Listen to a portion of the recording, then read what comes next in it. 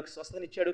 నెల్లూరుకి వచ్చేసాను. నేను పరిచయలో బిజీ అయిపోయాను. ఒక్కొక్క యవనస్తుల మధ్య పరిచయం చేస్తా ఉన్నాను, ఇంకొక చిన్నపిల్లల మధ్య పరిచయం చేస్తున్నాను. తర్వాత పుస్తకాలు రాసే దేవుడు తలాంతనిచ్చాడు. పుస్తకాలు రాస్తుండేవాడిని, టీవీలో ప్రసంగం చేస్తూ ఉండేవాడిని, బైబిల్ కాలేజీలో అధ్యాపకునిగా పనిచేస్తూ ఉండేవాడిని. సో ఈ విధంగా నెల్లూరులో ఫుల్ బిజీగా చుట్టుపక్కల ప్రాంతాలన్నిటికి వెళ్తూ నేను పరిచయం చేస్తూ ఉన్నాను. పరిచయం చేస్తున్నటువంటి సమయంలో ఒకరోజు ఒక సీనియర్ సేవకుడు నన్ను అడిగాడు, తమ్ముడు నువ్వు ఏం పరిచయం చేస్తున్నావు? సార్ నేను చిన్నపిల్లల పరిచయం చేస్తున్నాను సార్. ఎందుకు? నాకు చిన్నపిల్లల పరిచయం అంటే చాలా ఇష్టం సార్. మరి ఇంకేం చేస్తుంటావు? యవనస్తుల మధ్య పరిచయం చేస్తున్నాను సార్. ఎందుకు? యవనస్తులుగా ఉన్నప్పుడు దేవుడు నన్ను రక్షించుకున్నాడు సార్, అందుకోసం. ఇంకేం చేస్తుంటావు? బైబిల్ కాలేజ్లో పనిచేస్తాను సార్ టీచర్గా. బైబిల్ కాలేజ్లో ఎందుకు టీచర్గా చేస్తున్నావు? సార్ టీచింగ్ అంటే నాకు చాలా ఇష్టం సార్. ఇంకా చర్చ్ మినిస్ట్రీ చేస్తున్నాను సార్. ఎందుకు? అక్కడ చర్చిలో నీడ్ ఉంది సార్. ఇంకేం చేస్తావు? టీవీలో ప్రసంగం చేస్తాను సార్. ఓ టీవీలో ఎందుకు ప్రసంగం చేస్తావు? సార్ అవకాశం వచ్చింది చేస్తున్నా. ఇంకేం చేస్తావు? పుస్తకాలు రాస్తాను సార్. ఎప్పుడైతే ఇంతకుముందు నేను ఎన్ని చెప్పినప్పుడు వాళ్ళందరూ చాలా అప్రిషియేట్ చేసేవాళ్ళు, తమ్ముడు ఇంత చిన్న వయసులో ఇంత బలంగా దేవుని కోసం వాడబడుతున్నావే అని. ఈయన కూడా అలాగే అంటాడు అనుకున్నా నేను, కానీ అలా అనలేదు ఆయన. అలా అనుకుంటా తమ్ముడు ఎందుకు చేస్తుంటే ఎన్ని చెప్పాను. లాస్ట్ అన్నాడు, చూసావా తమ్ముడు, నేను అడిగిన ప్రశ్నలన్నిటికీ నాకు నచ్చింది కాబట్టి, నాకు ఇష్టం కాబట్టి, అక్కడ అవసరం ఉంది కాబట్టి అన్నావే, కానీ this is what God's will in my life, నా జీవితంలో ఇదే దేవుని చిత్తం అని నువ్వు చెప్పలేదు అని అన్నాడు. ఆ మాట అన్న వెంటనే నేను షాక్ అయ్యాను. అప్పుడు నేను మరలా అన్నాడు, చూడు తమ్ముడు, దేవుని పరిచయం చేయడం వేరు, దేవుని చిత్తం చేయడం వేరు.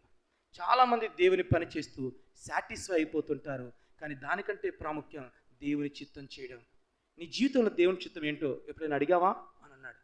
అడగలేదు సార్ అన్నాను. అడిగి తెలుసుకో అన్నాడు. అప్పుడు మోకరించాను, ప్రభా నా జీవితంలో నీ చిత్తం ఏంటి చెప్పు, నేను ఎక్కడికి వెళ్ళమంటావు, ఏం చేయమంటావు? నేనైతే బిజీ, పరిచర్య అంటే నిలబడి వాక్యం చెప్పడం అనుకునేవాడిని. నేను పరిచర్య అంటే నిలబడి వాక్యం చెప్పడం, 10 మంది నిలబడితే వాక్యం చెప్పడం. సో వాక్యం చెప్పేసి పరిచర్య చేసి సాటిస్ఫై అయిపోతున్నాను. కానీ అన్నాడు, no you have to do God's will అని అన్నాడు. సో అప్పుడు అడిగాను, ప్రభా నన్ను ఏం చేయమంటావు, నా పట్ల నీ చిత్తం ఏంటి, నా పట్ల నీ ఉద్దేశం ఏంటి అని అడుగుతున్నాను. సో ప్రభు నాతో మాట్లాడుతూ వస్తున్నాడు. మిషనరీ జీవిత చరిత్రల ద్వారా దేవుడు నాతో మాట్లాడుతున్నాడు. ఏం చేయాలి? నేను వదులుకోవాలా? అందులో నాకు నెల్లూరు టౌన్లో ఒక సంఘం ఉంది, పల్లెటూరులో ఒక సంఘం ఉంది, 2 సంఘాలు ఉన్నాయి, 3 బైబిల్ కాలేజ్ టీచర్గా వర్క్ చేస్తున్నాను, బైబిల్ కాలేజ్ టీచర్గా వర్క్ చేస్తున్నాను. ఏం చేయాలి ప్రభా అని ఆలోచన చేస్తున్నాను. ఒకరోజు బైబిల్ కాలేజ్లో అపోస్తల కార్యాలు టీచ్ చేస్తున్నాను. అపోస్తల కార్యాలు అపోస్తలుడైన పౌలు చేసిన 3 మిషనరీ లైఫ్ జర్నీస్ని నేను టీచ్ చేస్తున్నప్పుడు నా స్టూడెంట్స్కి ఛాలెంజింగ్ ఇస్తున్నాను. ఏమని చేస్తున్నానంటే, అందరూ కూడా సువార్త ప్రకటించబడిన దగ్గరే సువార్తను ప్రకటిస్తూ ఉన్నారు, చేరుకున్న వారినే చేరుకుంటున్నారు, పరిచర్య చేయబడిన వారికే పరిచర్య చేస్తున్నారు. అంటే ఇక్కడ పరిచర్య చేస్తున్న వారు తప్పు అన్న ఉద్దేశం కాదు, కానీ ఇంకా పరిచర్య చేయబడాల్సినటువంటి వాళ్ళు అనేక మంది ఉన్నారు, సువార్తను విన్నటువంటి వాళ్ళు అనేక మంది ఉన్నారు. మన ఉత్తర భారతదేశంలో యేసుక్రీస్తుని రక్షకుడుగా అంగీకరించిన వాళ్ళు ఎంతో మంది ఉన్నారు. మరి వాళ్ళ దగ్గరికి ఎవరు వెళ్తారు? ఎందుకంటే ఒక బైబిల్ టీచర్గా నా బాధ ఏంటంటే, ప్రతి సంవత్సరం ఒక ఆంధ్ర రాష్ట్రం నుంచి బైబిల్ కాలేజీ నుంచి కొన్ని 100 మంది తర్ఫీదు పొందుకొని డిగ్రీలు తీసుకొని బయటకు వస్తున్నారు. మరి బయటకు వచ్చిన వాళ్ళందరూ ఎక్కడికి వెళ్తున్నారు? ఈ బయటకు వచ్చినంత మళ్ళీ ఎక్కడికి వెళ్తున్నారు? అందరూ కూడా మళ్ళీ ఉన్న ప్రాంతాల్లోనే వెళ్తున్నారు, ఎవరు బయటకు వెళ్ళడం లేదు, అన్రిచ్డ్ పీపుల్ దగ్గరికి వెళ్ళడం లేదు. ప్రభా ఇప్పుడు నన్ను ఏం చేయమంటావు అని చెప్పి నేను స్టూడెంట్స్తో మాట్లాడుతూ ఛాలెంజ్ చేస్తూ ఉన్నప్పుడు దేవుడు నన్ను ఒక ప్రశ్న అడిగాడు. ఇతరులకు చెప్తున్నావు వెళ్ళమని, చాలా బాగుంది, మరి నువ్వు వెళ్ళవా అని ప్రశ్నించాడు. అప్పుడు వెంటనే తీర్మానం తీసుకున్నాను, ప్రభా ఇది నిశ్చిత్తమైతే yes I'm ready to go. కానీ ఒక పెద్ద సమస్య ఉంది. నా సమస్య ఏంటో తెలుసా? నాకు తెలుసు, నేను ఉత్తర భారతదేశంలో పరిచర్యకు వెళ్తానంటే నా భార్య 100కు 200% ఒప్పుకోదు, 100కి 200% ఒప్పుకోదు. అసలు నా భార్య విషయానికి వస్తే, తను డిగ్రీ చదివేంత వరకు కూడా తను ఒక హైందవురాలుగా పుట్టి పెరిగింది. తను సోమవారం ఒక దేవునికి, మంగళవారం ఒక దేవునికి, బుధవారం ఒక దేవునికి, శుక్రవారం గురువారం ఒక దేవునికి, ప్రతిరోజు ఒక్కొక్క దేవుని బట్టి ఆమె ఉపవాసాలు ఉంటూ ఒక్కరోజు కూడా నీసు ముట్టుకోకుండా, కేవలం ఆదివారం మాత్రం ఆమె నీసు ముట్టుకుంటూ అలా చాలా నిష్ఠగా బ్రతికేది. ఆమె చాలా నిష్ఠగా బతికేది. ఆమెకి క్రైస్తవులు అంటే చాలా ద్వేషం, క్రైస్తవులు అంటే అసహ్యం. భారతదేశంలో క్రైస్తవులు ఎవ్వరూ కూడా ఉండకూడదు, భారతదేశంలో క్రైస్తవులు అందరూ కూడా బయటకు తరిమేయాలి అనేటువంటి కంకణం కట్టుకొని ఒక RSS భావాజాలం కలిగి ABVP లీడర్గా తను కొనసాగుతూ ఉండేది. క్రైస్తవులు గ్లాస్తో నీళ్ళు ఇచ్చినా కూడా ముట్టుకునేది కాదు. షీ హేట్స్ అన్నమాట. క్రైస్తవులు అంటే తనకు అంత ద్వేషం. కానీ గొప్ప విషయం ఏంటి తెలుసా? మనం యేసయ్యని ఎంత ద్వేషిస్తామో యేసయ్య వారిని అంత ఎక్కువగా ప్రేమిస్తాడు. సో నా భార్య యేసయ్యని ఎంత ద్వేషించిందో యేసయ్య ఆమెను అత్యధికంగా అంత ప్రేమించాడు. సో ఆమె జీవితంలో జరిగిన కొన్ని ఇన్సిడెంట్స్ని బట్టి తాను పీజీకి వచ్చిన తర్వాత తను ఏం చేసిందంటే, యేసు ప్రభువును తన సొంత రక్షకుడిగా అంగీకరించడం జరిగింది. అంగీకరించడం కాదు, ఏ సేవకులనైతే అసహించుకుందో, ఏ సేవకులనైతే ద్వేషించిందో, ఈరోజు అదే సేవకుడిని వివాహం చేసుకుంది. ఓకేనా? తర్వాత ఆమె అనేది తను ఏంటంటే తను MBA ఫైనాన్స్ చేసింది, తను డబుల్ PG చేసింది. అయితే ఆమె ఏం పడుకున్నదంటే, నేను ఖచ్చితంగా ఈ ఎంబీఏ చేసినటువంటి వాళ్ళని వీళ్ళనే నేను వివాహం చేసుకోవాలి, బాగా చదువుకున్నాను కాబట్టి నేను కూడా బాగా చదువుకున్నాను చేసుకోవాలి అని అనుకునింది. కానీ ఇక్కడ నేనెవరు? 10th class fail, 10th class pass, intermediate fail. ఓకేనా? సో నేను బాగా చదువుకున్నాను కాబట్టి బాగా ఉద్యోగం చేసే వాళ్ళని చేసుకొని నేను మంచిగా వెల్ సెటిల్డ్ అవ్వాలనుకునేది. కానీ ఆమె ఎప్పుడైతే రక్షించబడిందో అప్పుడు ఒక తీర్మానం తీసుకుంది. తీర్మానం మారిపోయింది. నేను ఏ సేవకుడినైతే అసహించుకున్నానో, ఏ సేవకుడినైతే ద్వేషించానో, నేను ఆ సేవకుడిని వివాహం చేసుకుంటాను. అదే సమయంలో వాళ్ళ అక్కగారు ముందుగా రక్షించబడ్డం, వాళ్ళ అక్క మా అన్నని పెళ్లి చేసుకోవడం. సో మా అన్నని పెళ్లి చేసుకున్న తర్వాత మా అన్న వాళ్ళ అక్క సొంతం అక్క వాళ్ళు పెళ్లి చేసుకున్నారు. అప్పుడు ఇంట్లో నన్ను గమనించింది. అంటే బయట ఎవరో దగ్గరికి ఎందుకు, వీళ్ళింట్లోనే సేవకుడు ఉంటే, సో మా అక్క చేసుకున్నారు కదా వాళ్ళ తమ్ముడినే చేసుకుంటానని చెప్పి అనుకుంది. కానీ వాళ్ళ ఇంట్లో వాళ్ళు ఎవరు ఒప్పుకోలేదు. హాస్టల్ అంటే ఏమనుకున్నావు? ఇంటింటికి సంచి పట్టుకొని వెళ్ళి కానుకలు అడుక్కొని బతికేవాళ్ళు వాళ్ళు. రెండోది, వాడే రోగిస్తుడు, వాడే రేపమోప చచ్చిపోతాడు, వాడికే తెలియదు. నువ్వు వాడిని చేసుకుంటావు. అసలు మొదట అమ్మాయిని క్రైస్తవులకు ఇచ్చినందుకే మేము బాధపడిపోతుంటే ఇప్పుడు రెండో అమ్మాయి నువ్వు కూడా క్రైస్తవునే పెళ్లి చేసుకుంటావు అని చెప్పి అందరూ అర్ధుడు తిరిగారు. అయినప్పటికీ కూడా లేదు, నేను సేవకుడినే వివాహం చేసుకుంటాను అని చెప్పి అమ్మాయి నిలబడి, అందులో ఇప్పుడు తన స్టడీ, తన డిగ్రీ, తన క్వాలిటీ అన్ని పక్కకి వెళ్ళిపోయినాయి. అన్ని పక్కన పెట్టేసి నన్ను వివాహం చేసుకోవడానికి ముందుకు వచ్చింది. సో ఆ విధంగా మా ఇద్దరు వివాహం జరిగింది. వివాహం జరిగిన తర్వాత ప్రారంభంలో నా భార్య ఎప్పుడు కూడా చెప్పి తెలుసా, నేను నెల్లూరులో పుట్టాను, నెల్లూరులోనే పెరిగాను, నెల్లూరులోనే చదువుకున్నాను, చాలా తెలివిగా నిన్ను కూడా నెల్లూరు అని చెప్పి సెలెక్ట్ చేసి నేను వివాహం చేసుకున్నాను, నేను నెల్లూరులోనే ఉంటాను, నెల్లూరు విడిచిపెట్టి ప్రాణం పోయిన అక్కడికి రాననేది. ఒకవేళ నన్ను సేవకు దేవుడు బయటకు రమ్మంటే అని అంటే ఏమనేదంటే, నిన్నన్నా వదులుకుంటాను కానీ నెల్లూరుని మాత్రం వదులుకోనని చెప్పేది. నిన్నన్నా వదులుకుంటాను, నెల్లూరుని వదులుకోను. ఎందుకంటే వాళ్ళ నానంటే అమ్మాయికి చాలా ప్రేమ. అందుకని నేను నెల్లూరులోనే ఉండాలని చెప్పి తీర్మానం పెట్టుకొని కూర్చుంది. నేను నెల్లూరులోనే ఉంటాను. కానీ దేవుడు అంత గొప్పవాడు. సో నన్ను మిషనరీ పరిచయం పిలిచినప్పుడు నేను పిలిచాను, నువ్వు నాతో పాటు వస్తావా అని అంటే నేను రాను అనేది. సో అయితే దేవుని చిత్తం కాదేమోలే అనుకున్నాను. తర్వాత నేను కొన్ని ప్రాంతాలకి ఒరిస్సా, మధ్యప్రదేశ్ ఇలా వెళ్తున్నాను. ఎక్కువ శాతం నేను హిమాలయ మౌంటైన్స్లో నేపాలీస్ మధ్యలో మిషనరీగా పరిచయం చేస్తూ ఉన్నాను. మిషనరీగా పరిచయం చేస్తున్నటువంటి సమయంలో దేవుడు అక్కడ ఒక 18 సంవత్సరాల అమ్మాయి ద్వారా నాతో మాట్లాడాడు. ఈ అనుభవాన్ని కూడా మీతో నేను పంచుకుంటాను. నేను దాదాపు 8,000 అడుగుల ఎత్తులోకి వెళ్ళాము. అక్కడ ఒక నాతో ఉన్నటువంటి మిషనరీ, అన్న నువ్వు వస్తావా, నేను ఇంకో 9,000 అడుగుల ఎత్తులోకి అప్పర్ దొంగ అనే ప్రాంతాన్ని తీసుకుని వెళ్తాను, హిమాలయ పర్వతాల మీద. సరే బ్రదర్ వస్తానన్నాను. అసలు దారి కూడా ఉండదు, ఆ దారులు ఇలా ఉండవు. యాక్చువల్గా హిల్ ఏరియాస్ అంటే జిగ్జాగ్ ఉంటాయి, కానీ అది జిగ్జాగ్ ఇలా ఉండదు, ఇలా ఉంటుంది. మీరు ఊహించండి, ఏమాత్రం స్కిడ్ అయి లోయలో పడిపోయినా ఇంకంతే సంగతులు. కరెంట్ ఫెసిలిటీ ఉండదు, స్కూల్స్ ఉండవు, ఎలాంటి వనరులు ఉండవు. ఎలాంటి వనరులు లేనటువంటి ఒక ప్రాంతానికి కరెంటు కూడా ఉండదు. ఆ ప్రాంతానికి నన్ను తీసుకుని వెళ్ళాడు మిషనరీ. ఇంకొక మిషనరీ పరిచయం చేస్తాను. మేము వెళ్తున్న సమయంలో ఒక 18 సంవత్సరాల అమ్మాయి నడుచుకుంటూ వస్తుంది. నాకు అమ్మాయిని చూపించి, అన్నయ్య అమ్మాయి ఎవరో తెలుసా అన్నాడు. బహుశా మిషనరీ గారి కూతురు ఏమో అనుకుని మిషనరీ కూతురు అన్నాను. కాదన్నయ్య ఆ అమ్మాయి మిషనరీ అన్నాడు. షాకే, 18 సంవత్సరాల అమ్మాయి, యవనస్తురాలు, ఈ అమ్మాయి సేవ చేస్తుందా, అందులో మిషనరీగా. అమ్మాయి నీ పేరేం పేరు అన్నాను. అన్నయ్య నా పేరు మీనా గురుంగ్. ఎవరు మీరు అన్న? నేను నేపాలి, యేసుప్రభువును రక్షకుడిగా అంగీకరించాను, ఇక్కడ మిషనరీగా వచ్చాను. వీళ్ళు ఎక్కడ అని అదొక దూరంగా పర్వతం కనిపిస్తుందా? కనిపిస్తుంది. దాని వెనకాల ఇంకో పర్వతం ఉందా? ఉంది. దాని వెనకాల ఇంకో పర్వతం ఉందా? ఉంది. దాని వెనకాలన్న మా ఇల్లు. నేను అమ్మాయికి ఇలాగే సెల్యూట్ చేసి చెప్పాను, మీనా ఈ సెల్యూట్ నీకు కాదు, మీ పేరెంట్స్కి, మీ తల్లిదండ్రులకి. ఎందుకోసం తెలుసా? ఇదే మా ఆంధ్రప్రదేశ్లో ఆడపిల్ల సేవకు వస్తానంటే తల్లిదండ్రులు ప్రోత్సహించరు. నీకు సేవ ఎందుకు, వాళ్ళు చేస్తారులే, వీళ్ళు వెళ్తారులే, నీకెందుకు, నువ్వు గమ్ముకున్నారంటారు. అందులోనూ ఒక ఆడపిల్లని సేవకు పంపించాలంటే ముందు మా తల్లిదండ్రులు చెప్పేది మాట ఏంటో తెలుసా? పెళ్లి చేసేంత వరకు మా దగ్గర ఉండమ్మా, పెళ్లి చేసిన తర్వాత నువ్వు మీ ఆయన మీ ఇష్టం, ఆడకన్నా పోండి, ఏమన్నా చేసుకోండి అని అంటారే. కానీ ఒక ఆడపిల్లని ఇంత దూరం పంపించారంటే మీ పేరెంట్స్కి హ్యాట్స్ ఆఫ్ చెప్తున్నాను మీనా అని అన్నాను. ఇంకో విషయం ఏంటంటే, నేను ఏ పర్వతం మీదకి వెళ్ళినా అప్పర్ దొంగ, ఈ అప్పర్ దొంగ అనే ప్రాంతం దేనికి ఫేమస్ తెలుసా? నల్ల మాంత్రికులకి. చుట్టుపక్కల పర్వతాల్లో ఎవరికి ఏ సమస్య వచ్చినా కానీ ఈ పర్వతం మీద అప్పర్ దొంగ అనే ప్రాంతానికి వచ్చి ఈ నల్ల మాంత్రిక విద్య చేసేటటువంటి వాళ్ళ దగ్గరికి వచ్చి తాయితలు కట్టుకొని మంత్రాలు చదివించుకొని వెళ్తుండేటువంటి వాళ్ళు. సో ఆ ప్రాంతంలో ఈ మీనా గురించి పరిచయం చేస్తూ ఉంది. అనయ్య నేను ఒక దగ్గర తీసుకెళ్తాను రానింది. సరే అని చెప్పి మీనా గురితో పాటు వెళ్ళాను. ఒక గుడిసింటికి తీసుకెళ్ళింది. ఆ గుడిసిల్లి అడుగు ఎంత ఉంటుంది తెలుసా? 4 అడుగుల ఎత్తులో ఉంటుంది. ఆ ఇల్లే 4 అడుగుల ఎత్తులో ఉంటుంది. ఆ ఇంట్లో ఉండేది ఇద్దరు వ్యక్తులు. ఒక ఆయన పెద్ద ఆయన 3 అడుగుల ఎత్తులో ఉంటాడు. వాళ్ళ ఇల్లు 4 అడుగుల ఎత్తు, ఆ పెద్ద ఆయన వచ్చేసి 3 అడుగుల ఎత్తులో ఉంటాడు. ఆయన వయసు 80 సంవత్సరాలు. వాళ్ళ తమ్ముడు ఆయన భూమికి 2.5 అడుగుల ఎత్తులో ఉంటాడు. ఆయన వయసు 75 సంవత్సరాలు. మీనా గురుంగా అక్కడ తీసుకొని వచ్చి వాళ్ళిద్దరిని పరిచయం చేసి అనింది, అనయ్య ఈ ఊరు గురించి నువ్వు వినుంటావు కదా, ఈ ఊరు మొత్తంలో కాదు, ఈ చుట్టుపక్కల హిమాలయ పర్వతాల మొత్తాల్లో కూడా ఉండేటువంటి ఆ నల్ల మాంత్రికులు వీళ్ళిద్దరే అనింది. ఆ నల్ల మాంత్రికులు వీళ్ళిద్దరే. ఎక్కడ ఎవరికి ఏ సమస్య వచ్చినా కానీ వాళ్ళు వచ్చేది ఈ నల్లమాంత్రికుల దగ్గరికి అనింది. నేను షాక్ అయ్యాను. అది సరే, అసలు ఈ నల్లమాంత్రికుల దగ్గర నన్ను ఎందుకు తీసుకొచ్చావు నువ్వు? వీళ్ళ దగ్గరికి నన్ను ఎందుకు తీసుకొచ్చావు అంటే అప్పుడు మీనా చెప్పిన మాట ఏంటి తెలుసా? అనగానే ఇక్కడికి వచ్చి 1 సంవత్సరం అయింది. సంవత్సరం నుంచి నేను మిషనరీ పరిచయం చేస్తున్నా. నేను ఇక్కడికి వచ్చిన తర్వాత ప్రభువు నాకు ఇచ్చినటువంటి మొదటి 2 ప్రథమ ఫలాలు ఇదిగో ఈ నల్ల మాంత్రికులే అని అనింది. ఈ నల్ల మాంత్రికులే. ఆ మాట చెప్పిన వెంటనే నా కళ్ళలో నీళ్ళు పడిపోయాయి. మీనా, నేను చేస్తుంది చాలా గొప్ప పరిచయం అనుకున్నా, బట్ నువ్వు చేస్తున్న పరిచయంతో పోల్చుకుంటే what I'm doing is nothing. నేనేం చేస్తున్నానో నథింగ్ అనిపిస్తుంది నాకు. అసలు నీకు ఎంత ధైర్యం?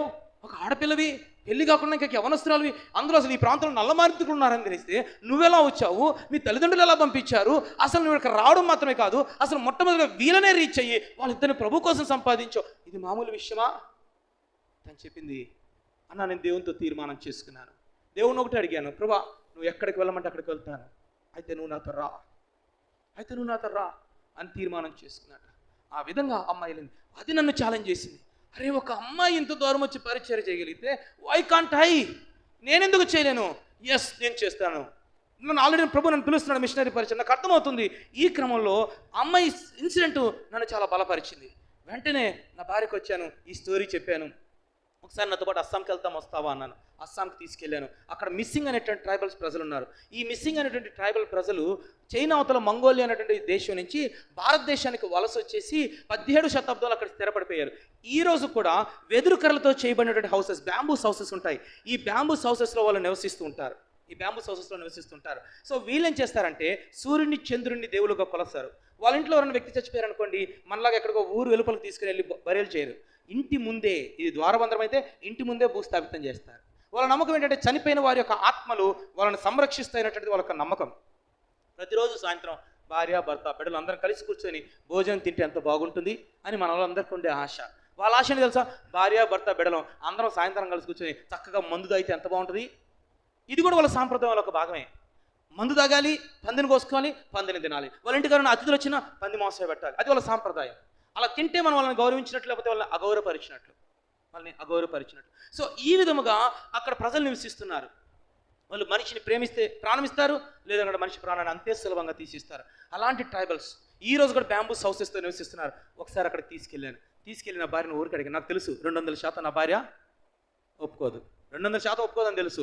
ఊరికి అడిగాను, చూడు వీళ్ళ దగ్గరికి రమ్మని ప్రభు నన్ను అడుగుతున్నాడు, నాతో పాటు రావడానికి నువ్వు సిద్ధమా అడిగాను. వెంటనే నా భార్య మారు మాట్లాడకుండా ఎస్ నేను వస్తాను అని. ముందు నేను షాక్ అయ్యాను. ఇదేంటిది, నా భార్య ఎంత ఈజీగా ఒప్పేసుకుంది మిషనరీగా రావడానికి అని ముందు నేను షాక్ అయిపోయాను. తనైతే ఓకే వస్తాను, కానీ తనకి పరిస్థితులు ఎలా ఉంటాయో తనకు తెలీదు. బట్ అమ్మాయి మిషనరీ స్టోరీ చెప్పిన తర్వాత దాన్ని బట్టి ఇన్స్పైర్ అయింది. తర్వాత దేవుడు యోనా గ్రంథం ద్వారా మాట్లాడాడు. నేను ఇటు వెళ్ళమంటే నువ్వు ఇంకొక వైపు వెళ్ళాలని ప్రయత్నం చేస్తున్నావు. దేవుడు తనతో మాట్లాడిన దాన్ని బట్టి ఆమె సరైన తీర్మానం చేసుకుంది. దాదాపు 8 సంవత్సరాల నుంచి నేను వెళ్తూ వస్తున్నాను. 2 సంవత్సరాల క్రితము నేను నా భార్యను, నాకు ఇద్దరు కుమార్తెలు, నాకు నా పెద్ద పాప 5వ క్లాసు, చిన్న పాప LKG, వీళ్ళిద్దరిని తీసుకొని ఎంతోమంది అన్నారు ఆడపిల్లలు పెట్టుకొని చిన్న బిడ్డలు పెట్టుకొని అంత దూరం నువ్వు వెళ్తావా, అసలు వాళ్ళ ప్రజలు తెలియదు, వాళ్ళ భాష తెలియదు అని అనేక మంది అడ్డుపడ్డారు. ఈవెన్ మా అమ్మ మా నాన్న అందరూ అడ్డుపడ్డారు, ఏడ్చారు. కానీ దేవుడు నాతో మాట్లాడాడు. ప్రభువుని మనం వెంబడించాలనుకుంటే అవసరమైతే తల్లినైనను, తండ్రినైనను, అన్నదమ్ములనైనను, అక్క చెల్లెనను వదులుకోవాలి. మనం వదులుకోకపోతే ఆయన మనకు ఎప్పటికీ కూడా శిష్యులము కానేరము. దేవుడు నాతో ఈ వాక్యం ద్వారా మాట్లాడుతూ వచ్చాడు. క్రీస్తు పిల్లలు దేని బిడ్డలారా, నేను ఇక్కడ ఇంకొక మాట కూడా మీకు జ్ఞాపకం చేస్తాను, అంటే మీరు నేర్చుకోవడానికి ఉపయోగపడతారని. అదేంటంటే పాత నిబంధన మొత్తంలో దేవుడు ఏమైనా వాగ్దానం చేస్తాడు తెలుసా? ఇఫ్ యూ ఫాలో మీ, మీరు నన్ను వెంబడిస్తే మీ గొర్రెలను ఆశీర్వదిస్తాను, మీ పశువులను ఆశీర్వదిస్తాను, మీ భూమిని ఆశీర్వదిస్తాను, మీ పంటలను ఆశీర్వదిస్తాను అన్నాడు. అంటే పాత నిబంధనలో దేవుడు మీరు నన్ను వెంబడిస్తే నేను మీకు అనేకం ఇస్తాను, ఆశీర్వదిస్తాను అన్నాడు. కానీ క్రొత్త నిబంధనలో దేవుడు తెలుసా? If you want to follow me, నువ్వు నన్ను వెంబడించాలంటే సమస్తమును వదులుకోవాలన్నాడు. పాత నిబంధనలో దేవుడు మీరు నన్ను వెంబడిస్తే నేను మీకు సమస్తం ఇస్తానన్నాడు. కానీ క్రొత్త నిబంధనలో దేవుడు మీరు నన్ను వెంబడించాలనుకుంటే సమస్తమును వదులుకోవాలి. Are you ready to leave? ఈరోజు మనం విశ్వాసం అంటే అడిగి పొందుకోవడమే అనుకుంటున్నాం, కానీ అట్ ద సేమ్ టైం విశ్వాసం అంటే అడిగి పొందుకోవడమే కాదు, విశ్వాసం అంటే వదులుకోవడం కూడా. ఈరోజు మన విశ్వాసం అంటే కేవలం అడిగి పొందుకోవడం. ఎందుకు అడిగి దేవుని దగ్గరికి వస్తే దేవుడా నువ్వు నాకేం చేసావు ఏ రోజైనా ప్రభా what shall I do for you, నీకోసం నన్ను ఏం చేయమంటావు ఏ రోజు మనం అడుగుంటాం. మనం స్వార్థపరులం. దేవుని దగ్గరికి ఎప్పుడు వచ్చా నాకేమిచ్చావు, దేవుడు నీకేమిచ్చావు నీకు తెలియదా? ఈరోజు ఈ లోకంలో ఒక అత్యంత విలువైనది ఏంటంటే ప్రాణమే. ఆయన నీకోసం తన ప్రాణాన్ని ఇచ్చాడు. తన చివరి రక్తం బొట్టు వరకు దారపోస్తే ఆయన నీకోసం తను సంపూర్ణంగా పరిపూర్ణంగా ఇచ్చేసుకుంటే ఇంకా నువ్వు కూర్చొని నాకేం ఇచ్చాడు దేవుడు, మాకేం చేశాడు దేవుడు అంటున్నావు. దేని గురించి అడుగుతున్నావు నువ్వు? ఈ లోక సంబంధమైన ఆశీర్వాదాల గురించా? ఈ లోక సంబంధమైన ఆశీర్వాదాలని అశాశ్వతమని మనకు తెలీదా? ఇల్లు కానీ, బంగ్లాలు కానీ, పొలాలు కానీ ఇవన్నీ అడగడం తప్పని నేను అనడం లేదు. బట్ వాటికంటే అత్యంత ప్రధానమైనటువంటిది, ప్రాముఖ్యమైనటువంటిది పరలోక రాజ్యంలో స్థానం. దేవుడు దాన్ని మనకిచ్చాడు. జీవ గ్రంథంలో మన పేర్లు లిఖించబడ్డాయి. దానికంటే శ్రేష్టమైన ఆశీర్వాదం ఇంకేముంది? క్రీస్తునందు ప్రియమైన దేవుని బిడ్డలారా, జ్ఞాపకం చేసుకోండి. సో దేవుడు విధంగా మాతో మాట్లాడుతూ వస్తున్నాడు, నేర్పిస్తున్నాడు. వెంటనే నా భార్యను తీసుకెళ్ళాను, సరే అనేది అంగీకరించింది. మేము వెంటనే 2 సంవత్సరాల క్రితం నా భార్యను, నా బిడ్డలు తీసుకుని వెళ్ళి అక్కడ ఉండిపోయాం. అక్కడికి వెళ్ళిన తర్వాత మాకు ఒక చిన్న బ్యాంబూస్ హౌస్ ఇచ్చారు, వెదురు కర్రలతో కట్టబడినట్టు ఇల్లు. మేము నెల్లూరులో ఉన్నప్పుడు చాలా కంఫర్టబుల్ లైఫ్ ఉండేవాళ్ళం. చాలా చెప్పాను కదా, మినిస్ట్రీ చాలా చక్కగా ఎక్స్పాండ్ అయింది. మినిస్ట్రీ చక్కగా మేము బాగా స్ప్రెడ్ అయిపోయినాం. దేవుడు కారు, బంగ్లా, ఏసీ, ఇల్లు అన్నీ ఇచ్చాడు. కంఫర్టబుల్ లైఫ్లో ఉన్నాం. బట్ మాకు అర్థమైంది మిషనరీ పరిచర్య అంటే కంఫర్టబుల్ లైఫ్ని వదులుకొని వెళ్ళడం. సో మా వస్తువులు, మా సామాన్లు అన్నింటిని వదిలేసుకున్నాం. కట్టు బట్టలతో నేను, నా భార్య, 2 బిడ్డలు తీసుకొని మిషనరీ పరిచర్యకి అస్సాం రాష్ట్రానికి మిస్సింగ్ తెగ ప్రజల మధ్యలో నివసించడానికి వెళ్ళిపోయాం. మాకు ఒక గుడిసిల్లు ఇచ్చారు. ఇంటికి వెళ్ళిన వెంటనే ఇంటి నిండా ఇంతెంత పెద్ద పురుగులు, ఇంతెంత పెద్ద పురుగులు, కప్పలు మాతోనే, ఎలుకలు మా ఇంట్లోనే, బయట పాములు తిరుగుతుంటాయి. ఇవి చూసి నా పిల్లలు సంవత్సరం రోజులు ఏడ్చారు. 1 ఇయర్ లిటరల్గా. నా పెద్ద పాప అయితే లెటర్ తీసుకొని వచ్చి నా చేతిలో పెట్టి వెళ్ళిపోయేది. అందులో ఏముందని చూస్తే I hate my daddy, I don't love my daddy అని రాసేది. 5వ క్లాస్ పిల్ల.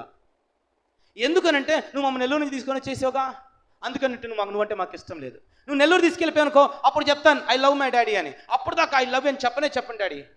ప్రతిరోజు ఏడ్చేది నా బిడ్డ. ఆ పురుగుల్ని చూసి, ఆ కప్పలను చూసి. ఒక్కొక్కసారి రైనోస్ అటాక్ చేస్తుంటే, కట్కమృగాలు అంటారు కదా, ఒంటి కమ్ము రైనో, అది ఆసియా ఖండంలో ఒక అస్సాంలో మాత్రమే ఉంది, ఇంకెక్కడ కూడా లేదు.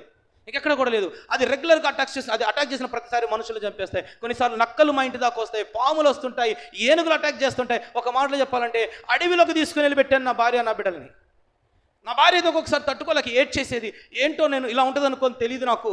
మిషనరీ పరిచయం అంటే జస్ట్ ఇక్కడలాగే మనం చర్చికి వెళ్ళామో, వాక్యం చెప్పడమే, స్వార్థ చెప్పడం వచ్చేయడం అనుకున్నాను. కానీ ఈ విధంగా మనం సఫర్ అవ్వాలని తెలియదు.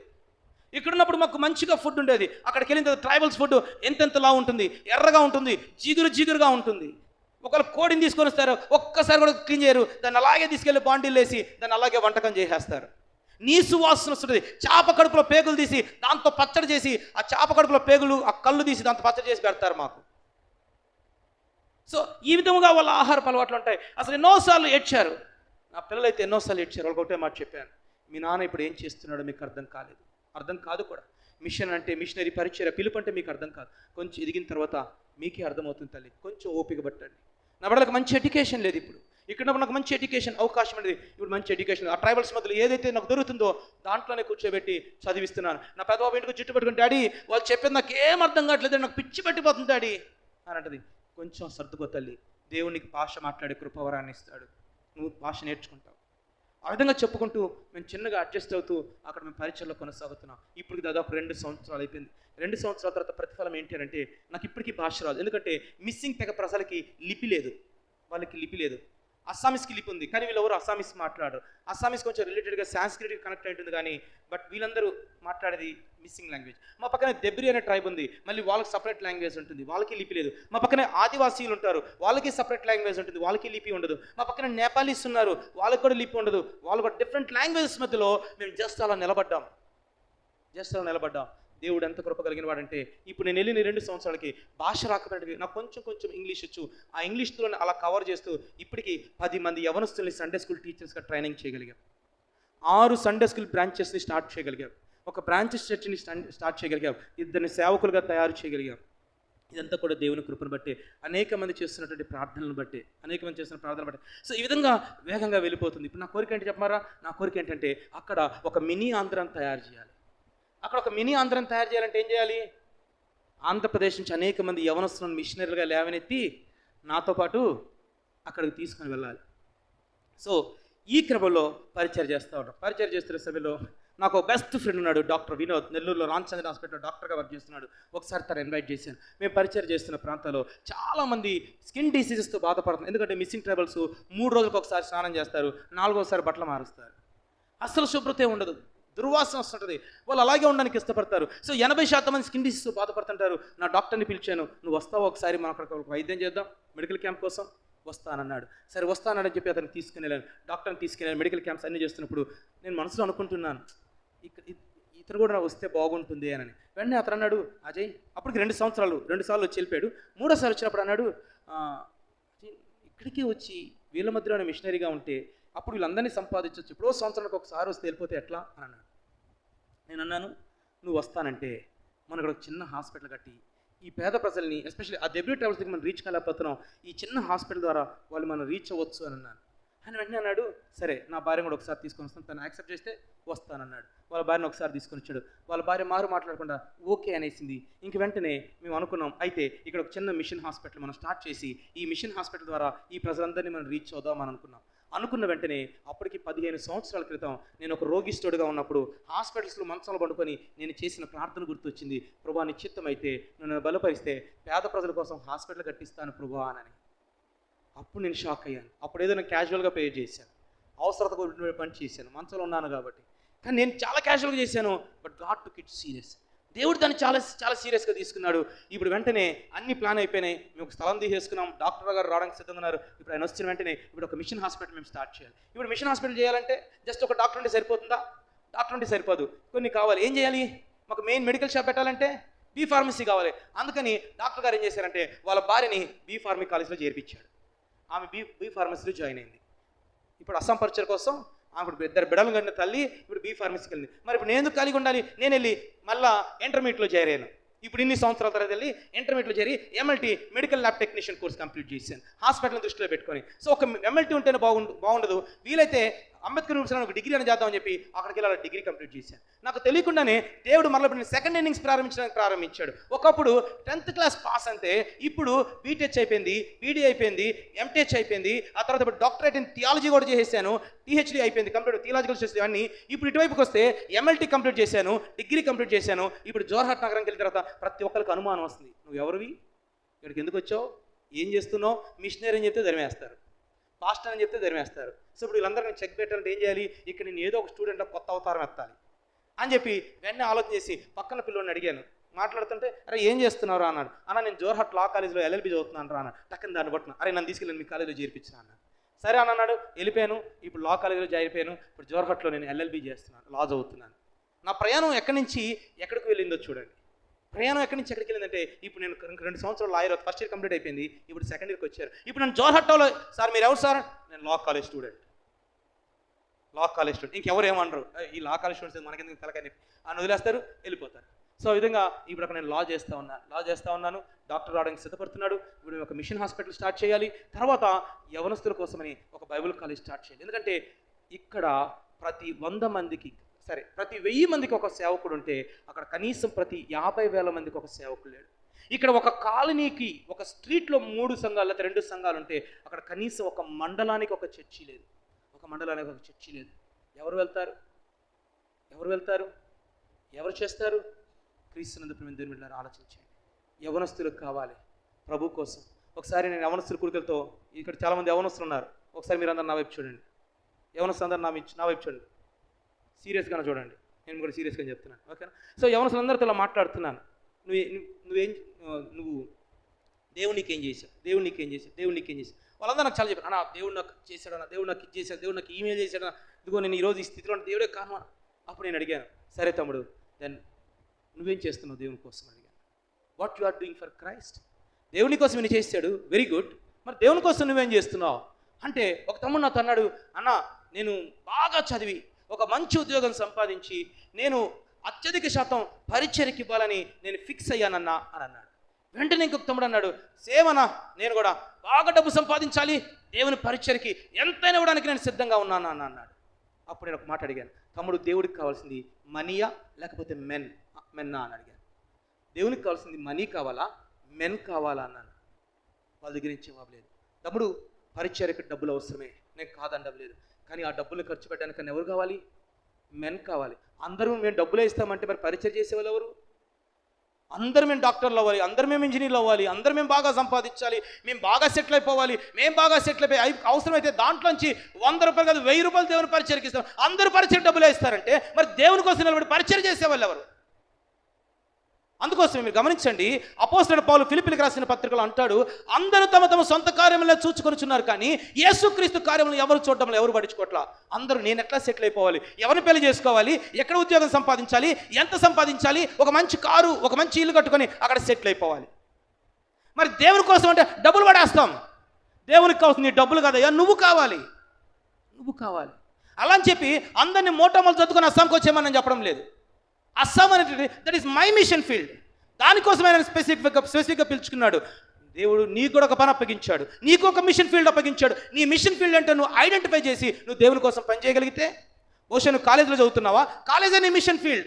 అక్కడ నువ్వు ప్రభు కోసం కొంతమంది ఆత్మను సంపాదించు. నువ్వు జాబ్ చేస్తున్నావా, నువ్వు జాబ్ చేస్తున్న చోటే that is your mission field. అక్కడ నువ్వు ప్రభు కోసం పని చేయించుకుని ఆత్మను సంపాదించవచ్చు.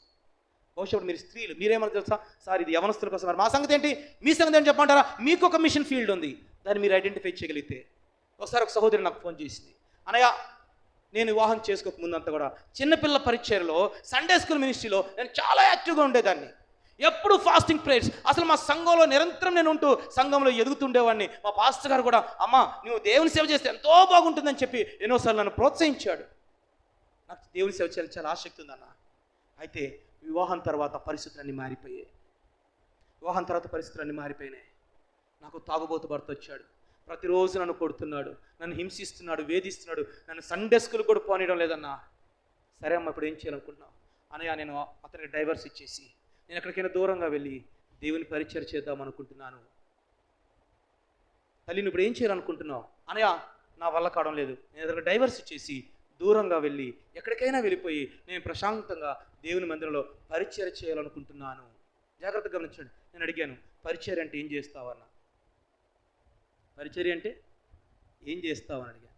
పరిచర్య అంటే ఎందుకు అని అడిగాను. నశించిపోతున్న ఆత్మల్ని సంపాదించడమే కదన్నా. మరి నీ దృష్టిలో మీ ఆయన నశించిపోతున్న ఆత్మగా నీకు కనపడలేదా అని అడిగాను. నీ దృష్టిలో మీ ఆయన నశించిపోతున్న ఆత్మగా నీకు కనిపించలేదా? నీకు ఒక విషయం తెలుసా, బహుశా నీకు మీ ఆయన రైట్ పర్సన్ కాకపోవచ్చేమో. ఎస్, నీకు నీ భర్త రైట్ పర్సన్ కాదు, కానీ నీకు ఒక విషయం తెలుసా, నీ భర్తకు మాత్రం నువ్వే రైట్ పర్సన్. నీ భర్త చాలా కఠినాత్ముడే, క్రూరుడే. ఇప్పుడు అతను కూడా ఒక నశించిపోతున్న ఆత్మ కాబట్టి ఇతనిని ఏ విధంగా నా కొరకు సంపాదించాలా అని అనుకున్నప్పుడు ఈ వ్యక్తి దగ్గరికి నేను ఎవరిని పంపిస్తే ఈ వ్యక్తిని ప్రభు నా కొరకు సంపాదిస్తారని ప్రభు ఆలోచన చేసినప్పుడు, ఇదిగో నాకు పరిచయం చేయాల ఆసక్తి ఉంది ప్రభు, నేను పరిచయం చేస్తాను ప్రభు, నువ్వు ప్రార్థన చేసావు కదా, అందుకని దేవుడు నీకు ఇక్కడ పని అప్పగించి ఈ అమ్మాయి అయితే ఇతని నా కొరకు సంపాదిస్తుందని చెప్పి నీకు అది ఒక మిషన్ ఫీల్డ్గా పెట్టి నేను అక్కడికి పంపిస్తే నేను పారిపోతానంటావే నువ్వు? చాలామంది మా అత్త కఠినాత్మరాలండి, మా కోడలు కఠిన, నేను ఇక్కడ ఉండలేనండి, నేను పారిపోవడానికి కాదు దేవుని నా ఇంటికి తీసుకెళ్ళింది, పారిపోవడానికి కాదు దేవుని అక్కడ పెట్టింది. ఎవరైతే క్రీస్తుకు వ్యతిరేకంగా ఉన్నారో వాళ్ళని ప్రభు కొరకు సంపాదించడానికి, that is your mission field. నువ్వు ఆ మిషన్ ఫీల్డ్ మర్చిపోయి నేను ఎక్కడికో పారిపోతే ఏం చేస్తావు? నువ్వు సేవ చేస్తావు. మరి ఆ సేవ ఇక్కడే చేయి. సార్ నేను చాలా కఠినాత్ములు సార్. ఎస్, మీకు ఒక విషయం చెప్పమంటారా? ఈ మాట చెప్తాను జాగ్రత్తగా అండి.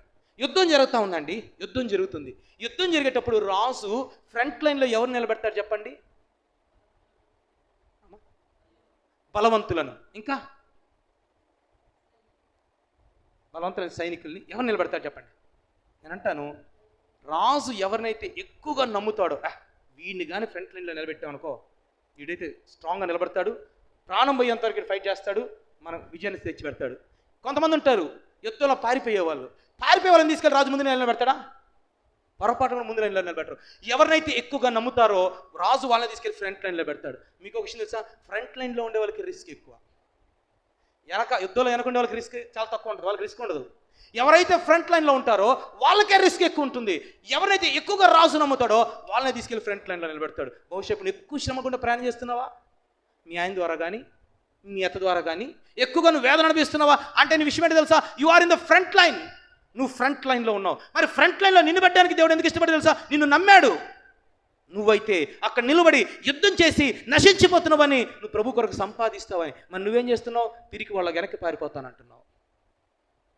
That is your mission field. క్రీస్తునందుకు అందుకు ఒక విషయం తెలుసా, మీ పక్కింటోళ్ళే మీ మిషన్ ఫీల్డ్. మీరు దాన్ని ఐడెంటిఫై చేయలేకపోతున్నారు. మీరు ఐడెంటిఫై చేయక మీ పక్కింటోళ్ళని అవసరమైతే ఒక గ్లాస్ కందిపప్పు కోసం వాళ్ళు పోగొట్టుకుంటున్నారు. మీరు నేను ఇంత ఇచ్చాను కందిపప్పు, నువ్వు కొంచెం తగ్గించావని ఆ కొంచెం కోసం వాళ్ళతో గొడవ పెట్టుకుంటున్నావు. నువ్వు వాళ్ళతో గొడవ పెట్టుకుంటే వాళ్ళు నీ దేవుని ప్రేమ నీళ్ళు ఎలా చూడగలరు? అవసరమైతే వదులుకోవాలి. అది కందిపప్పు కాదు, కేజీ కందిపప్పు అయినా వదులుకోవాలి, 100 రూపాయలైనా వదులుకోవాలి, 500 వదులుకోవాలి. నువ్వు కొన్నిసార్లు వదులుకోవడం ద్వారా వాళ్ళు ఏం చూస్తారో తెలుసా? నీలో దేవుని ప్రేమ చూస్తారు. క్రీస్తునందు ప్రేమ దేవుని బిడ్డలారా జ్ఞాపకం చేసుకోండి. That is your mission field. నీ మిషన్ ఫీల్డ్లో నీకు పని అప్పగించబడుతున్నప్పుడు ఆ పనిని నేను విడిచిపెట్టి నేను దూరంగా పారిపోతానంటే ఎలా? అమ్మా, నీ కోడలు కఠినంగా ప్రవర్తిస్తుందా, నీకు ఇబ్బంది కలిగిస్తుందా, నిన్ను బాధ పెడుతుందా? నువ్వు చేయగలిగింది ఒక్కటే, ప్రభువా నా కోడల్ని కూడా రక్షించు, తను కూడా రక్షించబడాలి. తను రక్షించబడిన వ్యక్తి అయితే ఇలా చేయదు కదా. ఒక విషయం చెప్తాను. మణిపూర్కి వెళ్ళినప్పుడు వాళ్ళతో ఒక విషయాన్ని నేను మాట్లాడాను. మణిపూర్ గురించి పూర్తి సంఘటనలు ఎలాగో నాకు రాత్రి కూడా అవకాశం ఉంది కాబట్టి మణిపూర్ విషయాలు నేను రాత్రి కూడా ఎక్కువ షేర్ చేసుకుంటాను. ఇప్పుడు జస్ట్ ఒక ఎగ్జాంపుల్ చెప్తాను.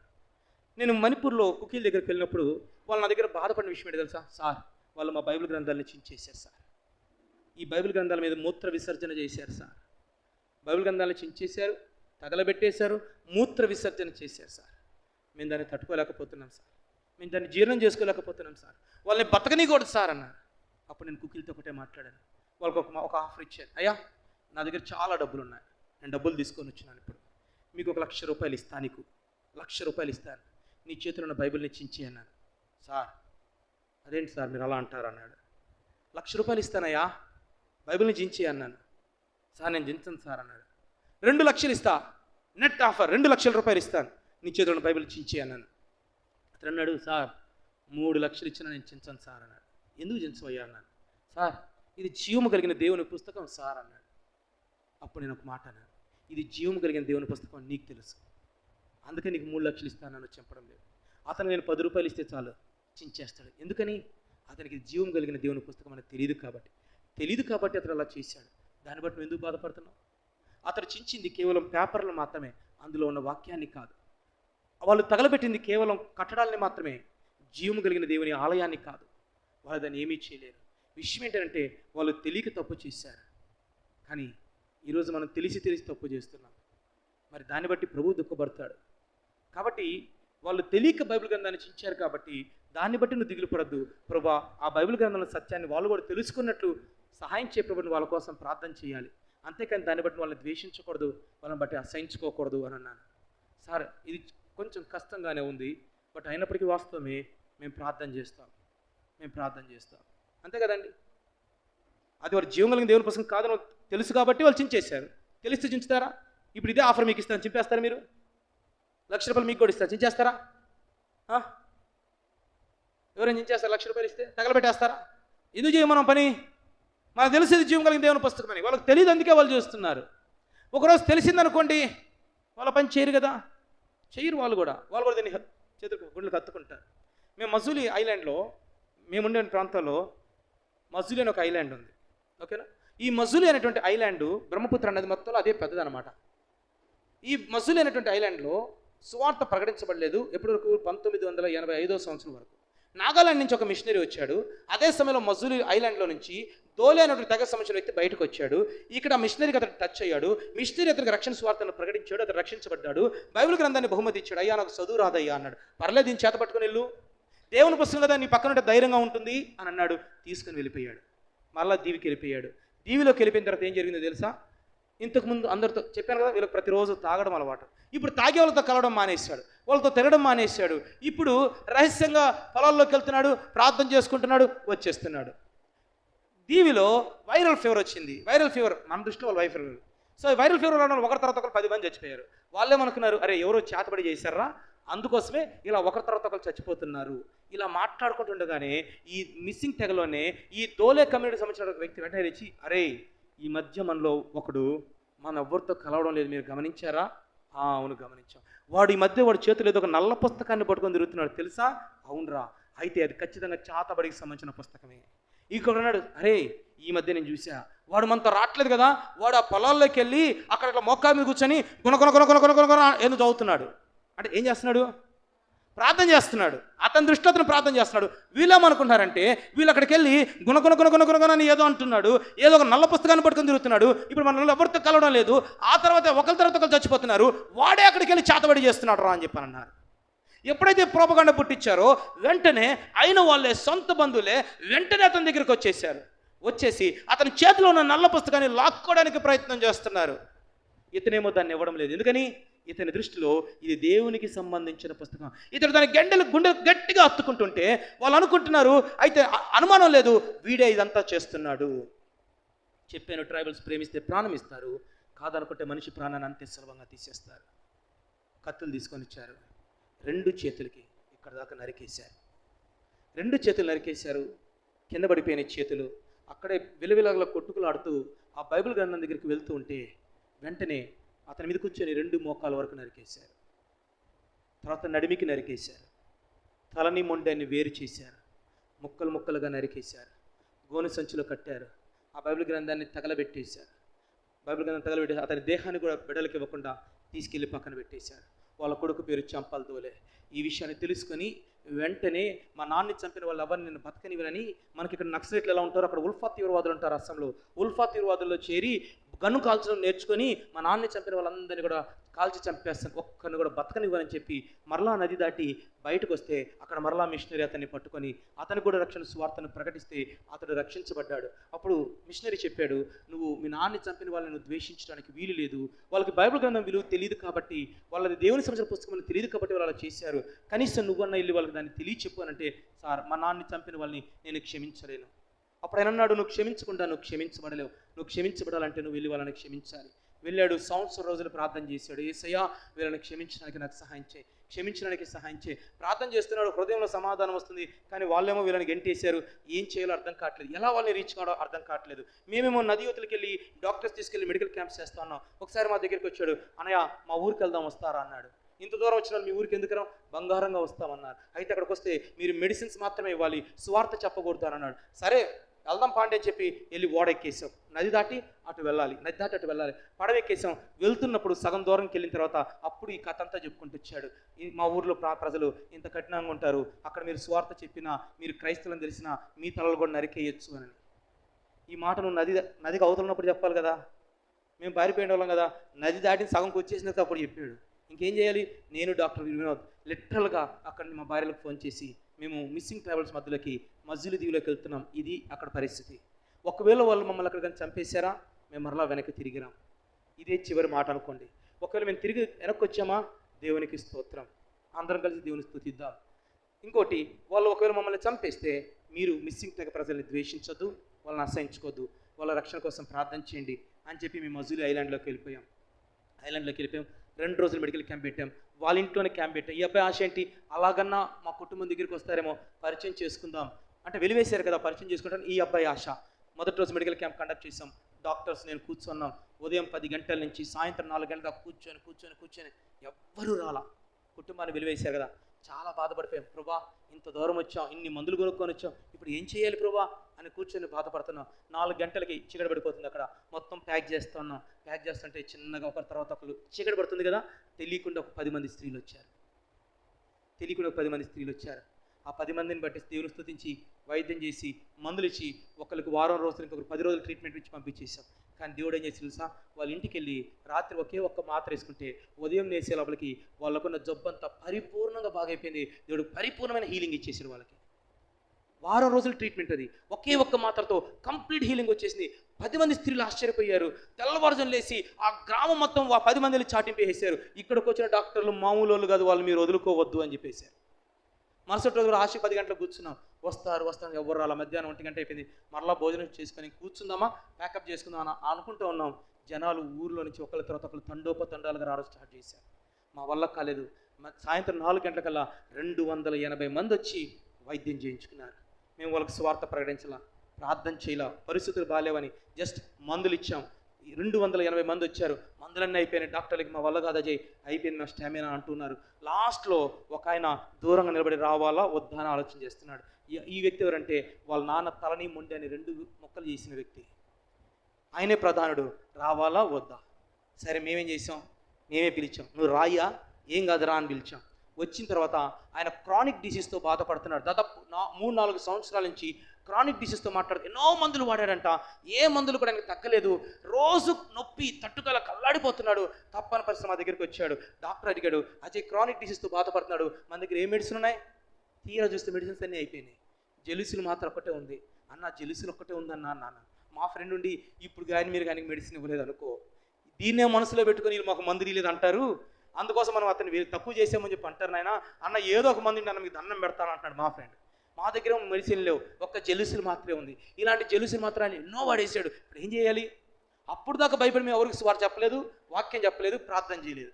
సరే లాస్ట్లో ఆ వ్యక్తి వచ్చాడు, మందులన్నీ అయిపోయి ఏం చేయాలి అర్థం కాలని చెప్పి డాక్టర్ ప్రేమగా మాట్లాడి, అయ్యా నీది క్రానిక్ డిసీజ్, నీ డిసీజ్ తగ్గాలంటే కనీసం నువ్వు 4 రోజులు మందులు వాడాలి. మా దగ్గర లేవు, అయిపోయినాయి, ఉన్న ఒకే ఒక్క మాత్ర ఇస్తాము, మిగిలిన మాత్రలు మేము రేపు ఎప్పుడైనా పంపిస్తాము, అవి తీసుకుని వాడండి అన్నాడు. చాలా దిగులుగా ముఖం పెట్టాడు, డల్గా అంటే ఆయన అంతా సఫర్ అవుతున్నాడు, కంటిన్యూస్ పెయిన్ దాదాపు 2-3 సంవత్సరాల నుంచి తగ్గట్లేదు. ఇంకా సరే మేమే ధైర్యం చేసి, మీకు ఏమనుకోకపోతే ఒక చిన్న ప్రార్థన చేయమంటావా అని అడిగాం. మేము మాట అడిగలిగి మా ఫ్రెండ్ భయపడిపోయాడు, అసలు అడక్కడక నేరుగా అసలు మెయిన్ వ్యక్తిని అడిగారు వీళ్ళు అని. ఒక చిన్న ప్రార్థన చేసి మాత్రలు ఇస్తాం, దేవుడు సహాయం చేస్తాడన్న. కానీ ఆయన సఫర్ అవుతున్నాడు కదా, సరే సార్ అని అన్నాడు. వెంటనే ప్రార్థన చేసి జెల్లుసిల్ మాత్ర ఇచ్చాం, క్రానిక్ డిసీజ్తో మాట జెల్లుసిల్ మాత్ర ఇచ్చి, కనీసం నువ్వు దీన్ని 15 రోజులన్నా వాడాలి, వేరే మెడిసిన్ మనం సైగోడు వాడితే అప్పుడే తగ్గుతుందని చెప్పి ఆ ఇచ్చి వెళ్ళిపోయాం. మరుసటి రోజు ఉదయాన్నే వచ్చాడు మా దగ్గరికి. ఉదయాన్నే ప్యాక్ చేసుకున్నాం, వెళ్ళిపోతున్నాం. వచ్చేయమని తెలుసా, సార్ మీ క్రిస్టియన్ మందులు భలే పనిచేసే సార్ అన్నాడు. మీ క్రిస్టియన్ మందులు భలే పనిచేసే. వాస్తవానికి ఏం చెప్పాలి, ఇంగ్లీష్ మందులు అని చెప్పాలి, హోమియోపతి అని చెప్పాలి, లేకపోతే ఆయుర్వేదిక్. క్రిస్టియన్ మందులు ఏంటి, ఆయనే పేరు పెట్టేశాడు దానికి. పేరు పెట్టేసి, సార్ మీ క్రిస్టియన్ మందులు భలే పనిచేసే సార్, నాకు ఇంకా కావాలి సార్, మీరు ఎప్పుడు రండి సార్ మా ఊరికి అని అన్నాడు. మా దీవికి ఎప్పుడు మీరు రండి సార్ అన్నాడు. అట్లా దేవుడు అక్కడ కార్యాలు చేస్తూ ఉన్నాడు. ఈ విధంగా మేము మెడికల్ మినిస్ట్రీ చేస్తున్నాము, చిన్నపిల్లల మధ్య పరిచయం చేస్తూ ఉన్నాము. మాకు ఇప్పుడు next spoken English classes conduct చేసి దాని ద్వారా యవనస్తులు కూడా పట్టుకోవాలని ప్లాన్ చేస్తాం. మేము మామూలుగా మీటింగ్ అంటే ఎవరు రారు, స్పోకెన్ ఇంగ్లీష్ క్లాసెస్ టీచ్ చేస్తామంటే ఎవరో ఒకళ్ళు వస్తారు. సో వాళ్ళని ఆ విధంగా మేము తీసుకొని స్పోకెన్ ఇంగ్లీష్ క్లాసెస్ ద్వారా యవనస్తులు కూడా పట్టుకోవాలని మేము ప్లాన్ చేస్తున్నాం. త్వరలో అంటే రేపు నేను వెళ్ళిన తర్వాత హాలిడేస్ కోసం వచ్చాం, జూలై 28 మేము వెళ్ళిపోతాం. మరలా మేము వెళ్ళిపోయిన తర్వాత ఒక చిన్న రేకుల షెడ్, ఒకటి బ్యాంబూస్ కర్రలతో ఒక షెడ్ వేసి అక్కడ మేము ఒక ట్రైనింగ్ ఇన్స్టిట్యూట్ యవనస్తుల కోసం వాళ్ళని ట్రైనప్ చేయడం కోసం ఈ విధంగా కండక్ట్ చేయాలని చెప్పి మేము ముందుకు వెళ్తున్నాం. క్రీస్తునందు ప్రేమ ఇంకా అస్సాం పరిచయ విశేషాలు పంచుకోవాలంటే చాలా అనుభవాలు ఉన్నాయి. అయినప్పటికీ సమయాన్ని బట్టి నేను చాలా విషయాలను షేర్ చేసుకున్నాను. ఈ విధంగా అక్కడ మేము పరిచయలో కొనసాగుతున్నాం. మీరందరూ కూడా మీ ప్రార్థనలో జ్ఞాపకం చేసుకోండి. మిస్సింగ్ ట్రైబల్స్ని మేము ప్రభు కోసం సంపాదించాలి. పక్కన దెబ్రీ ట్రైబల్స్ ఉన్నారు. దెబ్రీ ట్రైబల్స్ దగ్గరికి ఈ రోజు కూడా ఒక్క వ్యక్తి కూడా వెళ్ళి స్వార్థను ప్రకటించడానికి అనుమతి ఇవ్వరు. ఒకవేళ పొరపాటున వాళ్ళ దారిలో వెళ్తూ వాళ్ళ కోడిని మేము తొక్కించి చంపేస్తే ఆ కోడి కోసం మా ప్రాణం తీసేస్తారు. వాళ్ళకు ఒక మనిషి ప్రాణం కంటే వాళ్ళ కోడి ప్రాణం అత్యంత విలువైనటువంటిది. అంత కఠినాత్ములు ఈ దెబ్రీ ట్రైబల్స్. సో మీ ప్రార్థనలో మిస్సింగ్ ట్రైబల్స్తో పాటు దెబ్రీ ట్రైబల్స్ను కూడా మీరు జ్ఞాపకం చేసుకోవాల్సిందిగా నేను మనవి చేస్తున్నాను. క్రీస్తునందు ప్రియమైన దేవుని బిడ్డలారా, అయితే ఇందులో మన పాత్ర ఏంటి?